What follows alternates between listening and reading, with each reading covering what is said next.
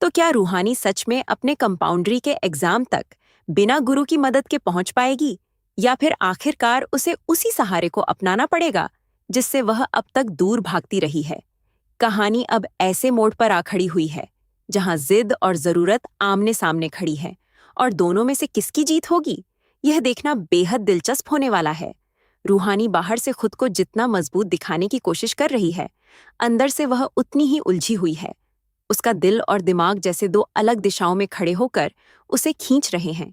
एक तरफ उसका आत्मसम्मान और जिद है, जो उसे बार बार यह महसूस कराती है कि वह अपने दम पर सब कुछ कर सकती है। दूसरी तरफ हालात की सच्चाई है, जो उसे हर कदम पर यह एहसास दिला रही है कि कुछ रास्ते अकेले तय करना आसान नहीं होता, खासकर तब जब मंजिल तक पहुंचने के लिए किसी भरोसेमंद साथ की जरूरत हो।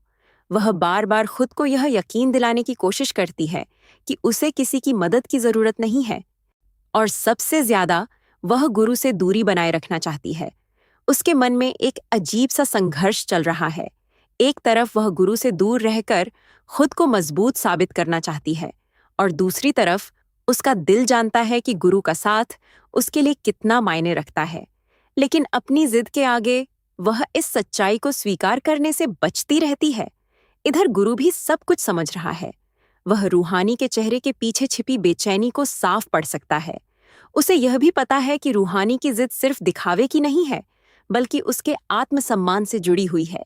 गुरु चाहे तो एक पल में उसकी सारी परेशानी दूर कर सकता है, लेकिन इस बार वह ऐसा नहीं करता। वह सीधे आगे बढ़कर उसकी मदद करने के बजाय चुपचाप इंतजार कर रहा है। उसे उम्मीद है कि रूहानी खुद एक दिन उसके पास आएगी और अपनी जरूरत को स्वीकार करेगी। यही इंतजार इस रिश्ते को और गहरा और दिलचस्प बना देता है। इसी बीच रूहानी अपने मन में एक योजना बनाती है। वह ठान लेती है कि इस बार वह किसी की मदद नहीं लेगी और खुद ही अपने एग्जाम तक पहुंचेगी। उसे लगता है कि अगर वह इस बार सफल हो गई तो वह खुद को साबित कर पाएगी कि वह सच में मजबूत है और उसे किसी के सहारे की जरूरत नहीं है। लेकिन योजना बनाना जितना आसान होता है, उसे पूरा करना उतना ही मुश्किल। जब वह अपने घर वालों के सामने एग्जाम की बात रखने जाती है, तो उसकी घबराहट साफ नजर आती है। उसके शब्द अटकने लगते हैं, आवाज कांपने लगती है, और उसका आत्मविश्वास जैसे धीरे धीरे कमजोर पड़ने लगता है। वह समझ ही नहीं पाती कि अपनी बात को किस तरह सामने रखे। उसके चेहरे पर चिंता और असमंजस साफ झलकने लगता है। घर वाले भी उसकी इस हालत को देखकर हैरान हो जाते हैं। वे उससे सवाल करने लगते हैं, उसकी तैयारी और योजना के बारे में जानना चाहते हैं। माहौल थोड़ा असहज हो जाता है, और रूहानी खुद को उस स्थिति में और ज्यादा कमजोर महसूस करने लगती है। वह जितना खुद को संभालने की कोशिश करती है, उतना ही उलझती चली जाती है। उसी समय गुरु दूर खड़ा यह सब देख रहा होता है।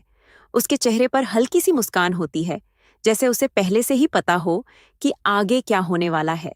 वह जानता है कि रूहानी की जिद ज्यादा देर तक नहीं टिक पाएगी, क्योंकि हालात उसे धीरे धीरे सच्चाई के करीब ला रहे हैं। गुरु के मन में कोई अहंकार नहीं है, बल्कि एक सुकून है कि जब भी रूहानी को उसकी जरूरत महसूस होगी, वह उसके साथ खड़ा मिलेगा। अब कहानी उस मोड़ पर आ गई है जहां फैसला होना बाकी है। क्या रूहानी अपनी जिद पर अड़ी रहकर सब कुछ अकेले कर पाएगी, या फिर वह यह मान लेगी कि जिंदगी में कुछ रिश्ते ऐसे होते हैं जिनका साथ जरूरी होता है?